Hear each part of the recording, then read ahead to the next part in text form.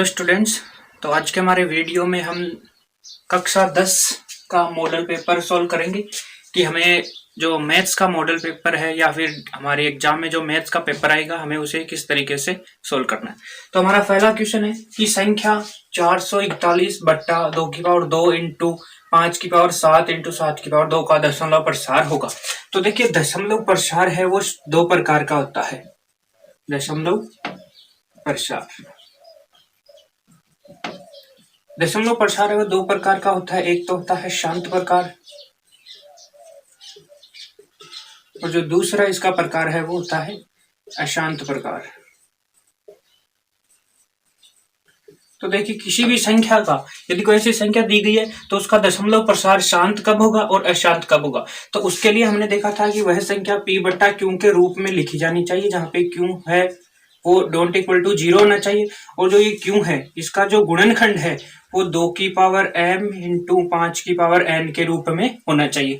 तो देखिए यहाँ पे ये संख्या ये p बट्टा क्यू के रूप में लिखी गई है, क्यू है वो 0 भी नहीं है और इसका जो ये गुणनखंड हमें यहाँ पे संख्या नहीं दी है, डायरेक्ट उसका गुणनखंड ही दिया हुआ है। यहाँ पे जो डायरेक्ट गुणनखंड दिया हुआ है वो है 2 की पावर 2 इंटू 5 की पावर 7 इंटू 7 की पावर 2। तो देखिए हमें कहा गया है कि इसका जो दशमलव प्रसार है वो शांत कब होगा, जब ये जो गुणनखंड है उसमें 2 की पावर m इंटू 5 की पावर n, जहाँ पे m और n कोई भी पूर्णांक हो सकता है। तो यहाँ पे देखो 2 की पावर तो है और 5 की पावर भी है। यदि क्योंकि गुणनखंड में 2 और 5 के अलावा कोई और संख्या आ जाती है तो उसका जो दशमलव प्रसार है वो अशांत प्रकृति का हो जाता है। तो यहाँ पे देखो 2 और 5 के अलावा 7 भी आया गया है, तो इसका जो दशमलव प्रसार है वो जाएगा अशांत प्रवृत्ति का और हमारा ऑप्शन नंबर बी है वो जाएगा राइट आंसर। चलते हैं नेक्स्ट क्वेश्चन में। तो हमारा जो नेक्स्ट क्वेश्चन है वो है कि यदि p और q एक द्विघात बहुपद, तो द्विघात बहुपद है वो है ax स्क्वायर प्लस का bx प्लस का c के शून्यक है तो p प्लस q का मान ज्ञात कीजिए। तो ये जो सेकंड क्वेश्चन है वो भी 1 नंबर का है और जो फर्स्ट क्वेश्चन अभी हमने सोल्व किया था वो भी 1 नंबर का था जो पेपर में आ सकते हैं। तो देखिए अब हमें यहाँ पे p और q दिए गए हैं और एक द्विघात बहुपद ax स्क्वायर प्लस का bx प्लस का c दिया गया है और a प्लस b पूछा गया है। तो देखिए इसके लिए कोई भी जैसे ये ax स्क्वायर प्लस का bx प्लस का c बराबर इस फॉर्मेट के रूप में कोई भी बहुपद दिया गया है तो इसके अंदर अल्फा और बीटा यदि इसके शून्यांक होंगे तो इन अल्फा और बीटा का जो योग है, यदि मैं अल्फा प्लस बीटा करता हूं अर्थात इसके शून्यांकों का जो योग है वो होता है माइनस अक्ष का गुणांक, तो अक्ष का गुणांक है b और y का गुणांक, अक्ष का गुणांक तो हो गया ऊपर और नीचे आता है अक्ष स्क्वायर का गुणांक, तो अक्ष स्क्वायर का गुणांक है a। तो यहाँ पर मैंने इसके शून्यांक अल्फा बीटा माने हैं और क्वेश्चन में p और q दिया गया है तो यहाँ पे अल्फा की जगह p हो जाएगा और इसकी जगह q हो जाएगा। तो यहाँ पे p और यहाँ पे q, जैसा कि हमें p प्लस का q का मान पूछा है ये p प्लस q, तो इस हिसाब से हमारा जो ऑप्शन नंबर बी है वो जाएगा राइट आंसर। तो ये ऐसा कोई बहुपद दिया हुआ हो, यहाँ पे यदि उसके शून्यांकों का योग पूछा जाता है तो माइनस का चिन्ह लगाते हैं अक्ष का गुणांक और उसके अंदर भाग दे देते हैं अक्ष स्क्वायर के गुणांक का। यदि यहाँ पे हमें p प्लस क्यू की जगह पर p और q का मल्टीप्लाई पूछता तो आपको पता है कि यदि एक ऐसा कोई बहुपद है p और q इसके शून्यांक है तो इनका जो गुणनखंड है वो होता है जो ये c अचर पद होता है वो और अक्ष स्क्वायर का गुणांक तो c अपोन में a, तो जिस ऑप्शन में c अपोन में a होता वही हमारा राइट आंसर हो जाता। तो इस प्रकार से इस p प्लस क्यू भी पूछा जा सकता है और p plus Q p into Q भी पूछा जा सकता है। तो इस क्वेश्चन के माध्यम से हमने 2 क्वेश्चन सोल्व किए हैं। जब शून्यांकों का योग पूछे तो माइनस चिन्ह लगाना है अक्ष का गुणांक बट्टा y अक्ष स्क्वायर का गुणांक लगना है और जब दोनों शून्यांकों का गुणनखंड पूछा जाता है तो जो अचर पद है c और उसके अंदर भाग दे देना है एक्स स्क्वायर का, तो उन दोनों शून्यांकों का गुणनखंड निकल कर आ जाता है। तो ये 1 नंबर का क्वेश्चन था जिसका ऑप्शन नंबर बी हो जाएगा राइट आंसर। चलते हैं नेक्स्ट क्वेश्चन में। तो डियर स्टूडेंट्स हमारा क्वेश्चन नंबर 3 है कि समीकरण y माइनस का अक्स बट्टा 3 माइनस का अक्स बट्टा 2 बराबर 1 हो में यदि y बराबर 10 रख दिए जाए तो अक्स का मान ज्ञात करना है। हमें अक्स की वैल्यू फाइंड करनी है जब इस समीकरण में y की वैल्यू 10 रख दी जाए। तो देखिए हम y का जो मान है वो समीकरण में रखते हैं, तो यहाँ पे रखेंगे तो 10 माइनस का 3 बट्टा 7 माइनस का अक्स बट्टे 2 इक्वल टू 1।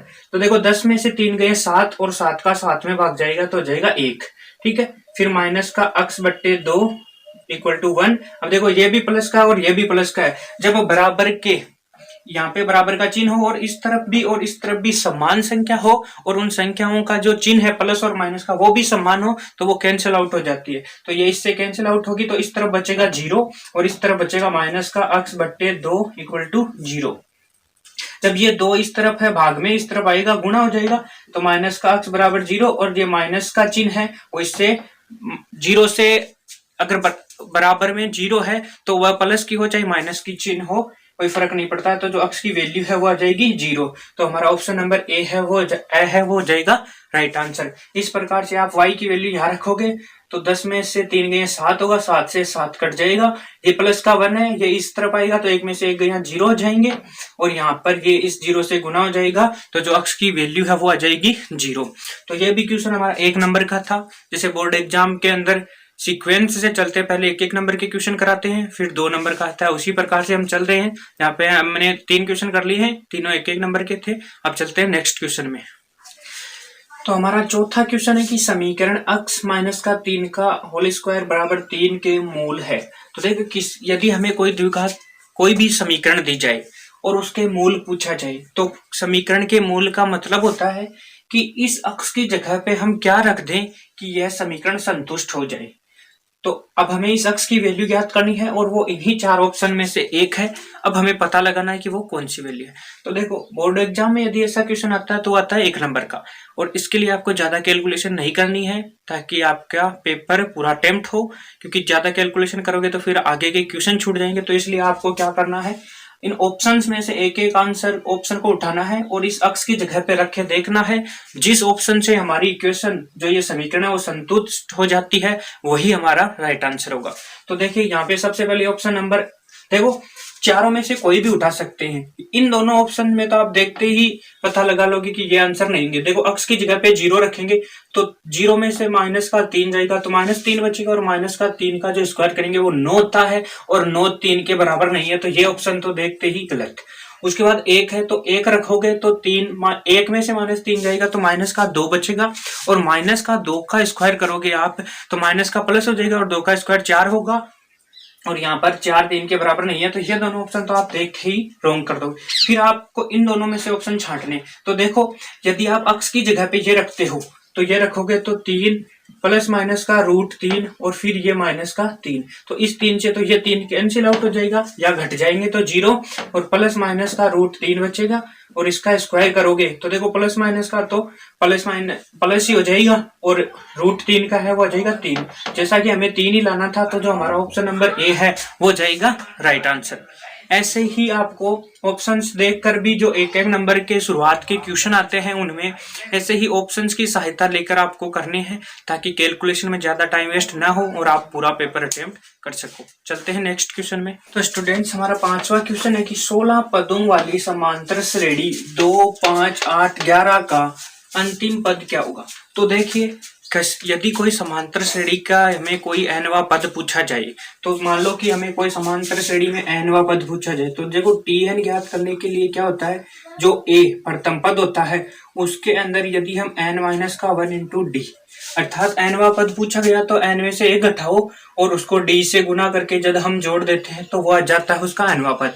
जैसा कि हमें कहा गया है कि 16 पदों वाली है, इसका मतलब इसमें 16 पद है और अंतिम पद पूछा है। तो 16 पद है और अंतिम पद पूछा है, इसका मतलब 16वां पद पूछा है।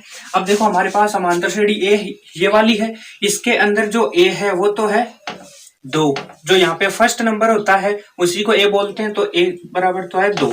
अब डी ज्ञात कैसे करते हैं, डी ज्ञात करने के लिए इस वाली में से ये घटा दो तो 8 माइनस का 5 बराबर आता है 3। अगर ये समांतर श्रेणी है तो हर पद में बराबर आएगा, 11 में से 8 घटाओगे तो भी 3 आएगा। तो हमें इसमें से कोई भी 2 संख्या उठा ली, इसमें से ये घटा दो चाहे इसमें से ये, इसमें से कोई भी। यदि क्वेश्चन में दिया गया कि समांतर श्रेणी है तो कोई भी 2 पदों का अंतर है वो हमेशा बराबर आएगा। तो यहाँ पर जो डी है वो आ गया 3। अब हमें क्या पूछा है टी 16, तो एक की जगह पे तो 2 रखेंगे और प्लस का चिन्ह। अब देखो यहाँ पे 16 है तो यहाँ पे 16 में से गया 15 और 15 को गुणा करना है डी से तो 15 इंटू 3 तो यहाँ पे हो जाएगा 2 प्लस का 15 तिया 45 और ये हो जाएगा 47। तो हमारा जो ऑप्शन नंबर ए है वो जाएगा राइट आंसर। तो इस प्रकार से कोई भी समांतर श्रेणी दी गई हो, उसमें 16 पद है और 16 पद में से अंतिम पद पूछा है, तो जब पद ही 16 है तो अंतिम पद 16वां पद ही होगा। और जब 16वां पद ज्ञात करना है तो उस एक को डी के 15 गुना में जोड़ दो। ए प्लस का 15 डी, मतलब जितना डी है उसको 15 से मल्टीप्लाई करना है और इस ए में जोड़ दोगे तो जो 16 पद है वो आ जाएगा ऑप्शन नंबर ए 47। चलते हैं नेक्स्ट क्वेश्चन में। तो स्टूडेंट्स हमारा क्वेश्चन नंबर 6 है कि ऐसी सरल रेखा जो वर्त की परिधि को केवल एक ही बिंदु पर स्पर्श करती है तो उसे क्या कहते हैं। तो देखिए ये कोई वृत्त है, अब हमें कोई ऐसी सरल रेखा खींचनी है जो इसकी सिर्फ एक ही बिंदु को, तो मान लीजिए कि वो बिंदु यहाँ पे है, अब इसे स्पर्श करती हुई कोई ये रेखा खींची जाती है। तो आपको पता है जो वर्त वाली प्रश्नावली में आपको बताया गया है कि यदि कोई रेखा वर्त को एक ही बिंदु पर स्पर्श करती है तो उस रेखा को उस बिंदु पर स्पर्श रेखा कहते हैं। तो हमारा जो ऑप्शन नंबर ब है वो हो जाएगा राइट आंसर। वह रेखा जो वर्त को सिर्फ एक ही बिंदु पर स्पर्श करती है उसे उस वृत्त की स्पर्श रेखा कहा जाता है। चलते हैं अगले क्वेश्चन में। हेलो स्टूडेंट्स हमारा नेक्स्ट क्वेश्चन नंबर 7 है। दो बिंदुओं 0, cos थीटा तथा sin थीटा, 0 के मध्य दूरी है। तो देखिए मान लो कि ये कोई बिंदु एक 0, cos थीटा है और दूसरा कोई बिंदु यहाँ पे sin थीटा, 0 है। तो इन दो बिंदुओं के बीच की हमें दूरी ज्ञात करनी है। जो ये मान लो कि ये दूरी r है, हमें ये दूरी r ज्ञात करनी है। तो देखिए इसके लिए फॉर्मूला होता है r बराबर अंडर रूट लगाते हैं, इस वाले में से ये वाला घटाते हैं तो sin थीटा -0 का होल स्क्वायर जोड़, फिर इस वाले में से ये घटाते हैं 0 माइनस का cos थीटा का होल स्क्वायर। ठीक है, तो ये हो जाएगा, ये 0 जाएगा तो sin थीटा, तो sin थीटा का स्क्वायर होता है sin स्क्वायर थीटा और प्लस ये 0 ही रहेगा, स्क्वायर होगा तो माइनस का प्लस और cos स्क्वायर थीटा। अब आप जानते हैं कि sin स्क्वायर थीटा प्लस का cos स्क्वायर थीटा है, इसका मान होता है 1, तो r बराबर आ जाएगी अंडर रूट 1 और इसकी वैल्यू हो जाएगी वो होगी 1। तो इन दोनों बिंदुओं, ये कोई बिंदु P है और ये बिंदु कोई Q है, तो P और Q के बीच की जो दूरी r है उसका मान हो जाएगा 1। तो हमारा जो ऑप्शन नंबर ए है 1 वो हो जाएगा राइट आंसर। इस प्रकार से आप कोई भी दो बिंदु दिए गए हुए हो तो उनके बीच की जो दूरी है, इस दूरी फॉर्मेट से जो दूरी का सूत्र होता है, यदि कोई बिंदु x1, y1 और x2 और y2 दो बिंदु है तो उनके मध्य की जो दूरी है, वो दूरी का जो फॉर्मूला है वो हम निकालते हैं अंडर रूट। यदि x और y के रूप में कोई बिंदु दिए गए हैं तो x2 माइनस x1 का होल स्क्वायर जोड़ y2 माइनस y1 का होल स्क्वायर, इस वाले फॉर्मूले से हम दो बिंदुओं के मध्य दूरी ज्ञात कर सकते हैं। चलते हैं नेक्स्ट क्वेश्चन में। स्टूडेंट्स हमारा क्वेश्चन नंबर 8 में है 2 cosec 30 degree into sec 30 degree बराबर है। तो हमें इसकी वैल्यू ज्ञात करनी। देखो इसके लिए आपको जो त्रिकोणमिति की बेसिक ये जो सारणी होती है ये आपको याद करनी है। तो देखो इसे याद कैसे रख सकते हैं। सबसे पहले 0 डिग्री के लिए आपको सबसे पहले ये सीक्वेंस याद रखनी है, साइन, कोस, टेन, कोट, सेक और कोसेक। तो इसके लिए देखो 0 1 0 फिर अनंत 1 अनंत होता है। फिर देखो साइन के अंदर 30 का 1/2, 45 का 1/√2, 60 का √3/2 और 90 का 1 हो जाता है। फिर जो कोस है उसके अंदर इससे वापिस रिटर्न आते हैं तो 1 इसका हो जाता है, ये √3/2 यहाँ पे, ये यहाँ पे रहता है और 1/2 यहाँ चला जाता है। तो जो कोस की 30 की वैल्यू √3/2 हो जाएगी, कोस की 45 1/√2, 60 1/2 और 90 है वो 0 हो जाएगी। टेन के लिए सिंपल फॉर्मूला है, टेन 0 का 0 होता है और टेन 30 के लिए 1/√3, 45 के लिए टेन 45 की वैल्यू 1 और टेन 60 की वैल्यू √3 और फिर 90 की इन्फिनिटी। फिर ये वापस रिवाइज रिपीटेशन इसका उल्टा हो जाता है तो यहाँ पे अनंत हो जाता है, ये √3 ये 1/3 और 1/√3 और 1। फिर यहाँ पे सेक है वो 1 में कोस के रूप में आएगा तो 1, इसका उल्टा करेंगे तो 2/√3, इसका उल्टा √2 और इसका उल्टा 2 और ये अनंत हो जाएगा।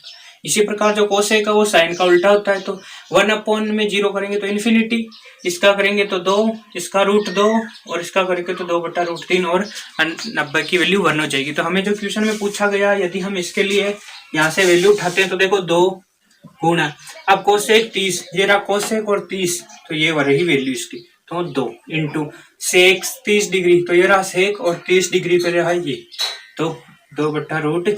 तो देखो 2 2 4 और 4 2 8, तो जो 8/√3 है ऑप्शन नंबर द के अंदर। तो हमारा जो ऑप्शन नंबर द है वो जाएगा राइट आंसर, जिसमें 8/√3 दिया हुआ है। इसी प्रकार से यहाँ पे कोसेक और सेक की जगह पे हमें जो बोर्ड के एग्जाम है उसमें कुछ भी sine cos tan cot sec cosec में से कोई भी दिया हुआ हो तो आपको ये डायरेक्ट सारणी याद रखनी है, किसकी क्या वैल्यू होती है, उस वैल्यू के हिसाब से आप इसे विद इन सेकेंड इसका आंसर याद कर सकते हो। चलते हैं नेक्स्ट क्वेश्चन में।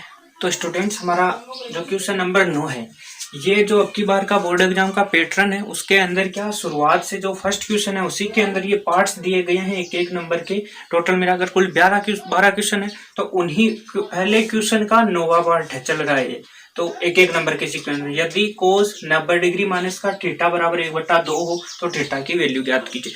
तो इससे पहले वाले क्वेश्चन में जो हमने सारणी बनाई थी जिसमें जो साइन कोस टेन इन सब की जो मान दिया गया था उसमें हमने देखा था कि जो कोस थीटा के अंदर कोस जो 60 थीटा था 60 डिग्री था उसकी वैल्यू 1/2 थी।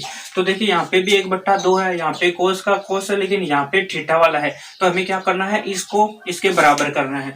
तो देखो 90 डिग्री माइनस का थीटा बराबर 60 होगा तभी इसकी वैल्यू 1/2 होगी। तो ये थीटा माइनस का ये इस तरफ आएगा, तो ये जो थीटा प्लस का और ये इस तरफ आएगा, तो 90 में से 60 चले जाएंगे तो 30 डिग्री। तो जो थीटा की वैल्यू है वो आ जाएगी 30 डिग्री, जो कि हमारे ऑप्शन नंबर द में है। तो हमारा ऑप्शन नंबर द हो जाएगा राइट आंसर। इस प्रकार से आपको यदि वो सारणी डायरेक्ट याद है तो आप ऐसे क्वेश्चंस को बहुत आसानी से कर सकते हैं। तो आपको वो सारणी जरूर याद करनी है क्योंकि वो आगे त्रिकोणमिति के जो और भी इंपॉर्टेंट क्वेश्चन होंगे उनमें भी काम आएगी। चलते हैं नेक्स्ट क्वेश्चन नंबर 10 में। स्टूडेंट्स तो हमारा क्वेश्चन नंबर 10 है वो है कि प्रथम 5 समप्राकृत संख्याओं का माध्य ज्ञात कीजिए। ये 1 नंबर का क्वेश्चन है, हमारे बोर्ड एग्जाम में इस प्रकार से पूछा जा सकता है। तो देखिए इसके आंसर किस प्रकार से निकालेंगे। इसने कहा गया कि प्रथम 5 समप्राकृत, तो देखो सम संख्याएं भी होती है जिनमें 2 का पूरा पूरा भाग जाता है और प्राकृत संख्याएं होती है 1 से स्टार्ट होकर सभी धनात्मक संख्याएं।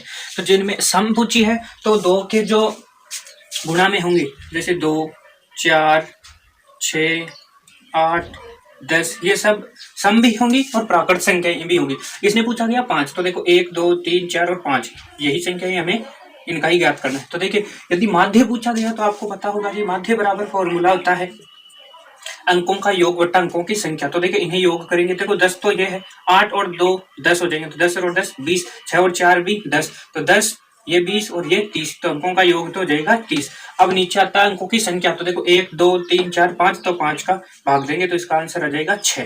तो इसका जो माध्य है वो आएगा 6। तो हमारा ऑप्शन नंबर ए है वो हो जाएगा राइट आंसर। ठीक है, उसके बाद चलते हैं क्वेश्चन नंबर 11 के अंदर।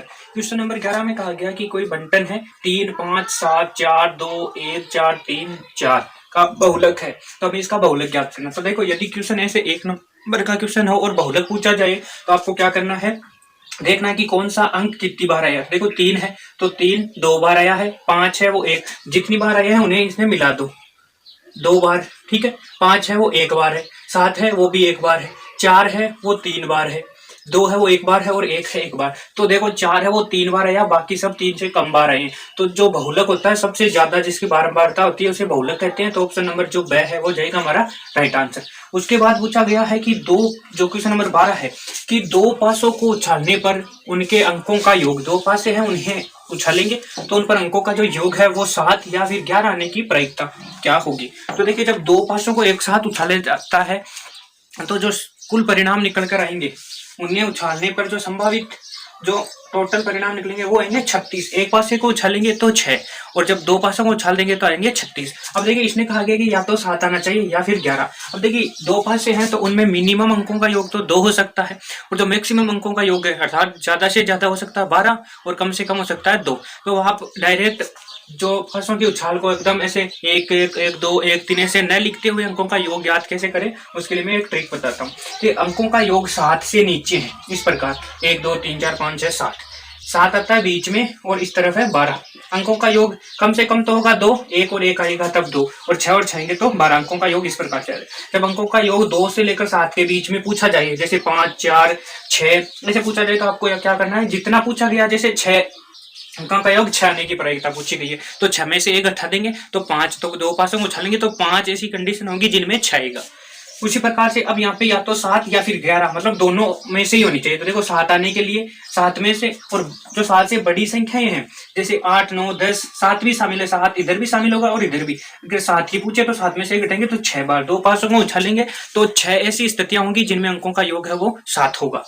अब बात आती है कि 7 से ऊपर 8, 9, 10, 11, 12 जाएंगे, तो इसके लिए देखो 12 के बाद आता 13, 7 बार है, 7 आना चाहिए अंकों का योग। तो 13 में से 7 को घटाएंगे, जब 13 में से 7 को घटाएंगे तो आएंगे 6, और इधर से आएंगे 1 घटाएंगे, इधर से तो 1 घटाना है और इधर से 13 में से घटाना है, इधर से 1 घटाएंगे तो भी 6 आएगा, 13 में से 7 घटाएंगे तो भी 6। अब मान लो अब हमें पूछा गया अंकों का योग 11, तो 11 यहाँ पे आएगा, तो देखो 13 में से 11 जाएंगे तो आएगा 2, ठीक है, और 7 में से 13 जाएंगे तो होगा, यहाँ में से 1 घटा दो या 13 घटा दो जाएगा 6। तो टोटल मिला के ऐसी कंडीशन 7 या 11 आने की जो संभावना है वो होगी 8। तो यहाँ पे अनुकूल परिणाम तो ऊपर आते हैं और जो कुल परिणाम हो सकते हैं वो आते हैं नीचे। तो कुल परिणाम तो 36 हो सकते हैं और 7 और 11 आने की स्थिति है वो है 8। तो अब हम इसे जब सरल करते हैं तो 4 से काटेंगे तो 2/9। तो जो ऑप्शन नंबर 6 है वो जाएगा हमारा राइट आंसर। इस वाली ट्रिक से आप, यदि क्वेश्चन में ऐसा दिया जाए कि पासों को उछालने पर अंकों का योग 5 आने की प्रायिकता, तो जैसा कि मैंने बताया 2 से लेकर यदि अंकों का योग 7 तक पूछा जाए तो 1 कम कर देना है। अंकों का योग 5 पूछा है, 2 पासों को उछालेंगे तो जो कुल परिणाम है वो तो 36 हो जाएंगे। अब अंकों का योग 5 पूछा तो 5 में से 1 घटाएंगे तो आ जाएगा 4, तो 4/36 हो जाएगी। इसी प्रकार से अंकों का योग 3 आने की प्रायिकता हो जाएगी 2/36। अंकों का योग 10 आने की प्रायिकता क्या होगी, 10 है वो 7 से बड़ा है तो इसे 13 में से घटाएंगे, जब 13 में से घटाएंगे 10 तो आएगी 3, तो 3/36 है अंकों का योग 10 आने की प्रायिकता। तो इस वाली ट्रिक से आप अंकों का योग चाहे कितना भी पूछा जाए आप उसकी प्रायिकता ज्ञात कर सकते हैं। तो आज हमने कुल 12 क्वेश्चन कर लिए हैं। जैसा कि अब की बार का जो एग्जाम का पैटर्न है उसी के अंदर जो फर्स्ट क्वेश्चन है उसके अंदर ये 12 पार्ट दिए हैं 1, 2, 3 करके, और ये 1-1 नंबर के सभी क्वेश्चन है। तो आज हमने ये 12 क्वेश्चन देखे हैं। अगले वाले वीडियो में हम सेकंड क्वेश्चन से स्टार्ट करेंगे और आगे के क्वेश्चन सोल्व करेंगे। आज के लिए इतना ही। Thank you. जय हिंद।